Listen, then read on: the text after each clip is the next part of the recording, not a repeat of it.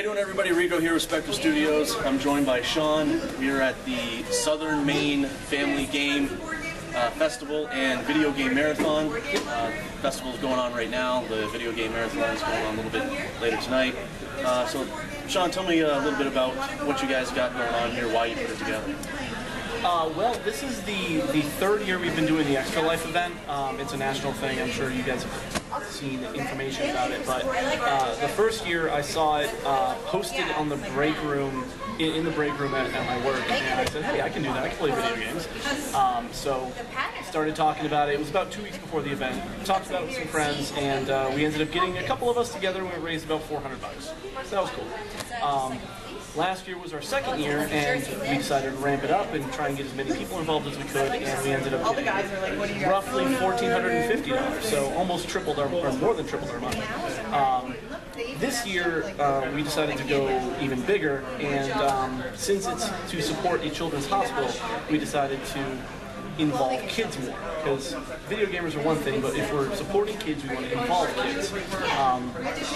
So my co-organizer Julie did a lot of really good work getting the kid aspect down, which is the Southern Maine Family Game Festival. This is our first year doing it, and we've done everything that we could to try and get as many kids involved as we can. You're famous! For now. And then the Extra Life thing we're doing at night. It's traditionally a 24-hour video game marathon. We're cutting it down a little bit because we're trying to do two separate things.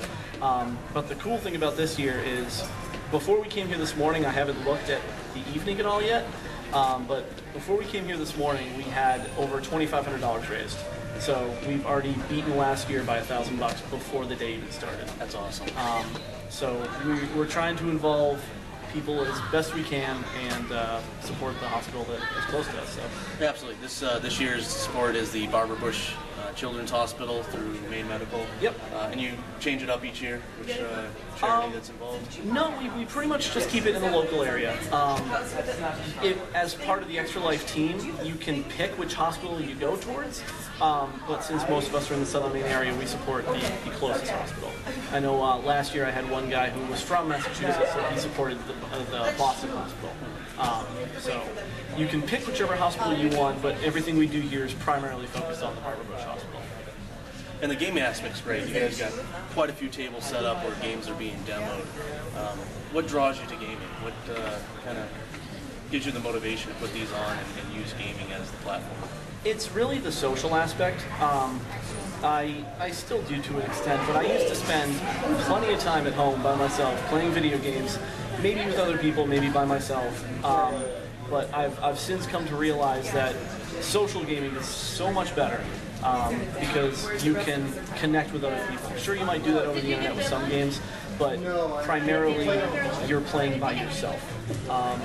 Ever since I've been in my new job where I work 4 days a week and I have 3 days off, the 3 days that I have off, I flood as many social games in as I can to just spend time with other people, make connections, get friends, that type of thing. Gaming is great, and what you guys are putting on here is wonderful.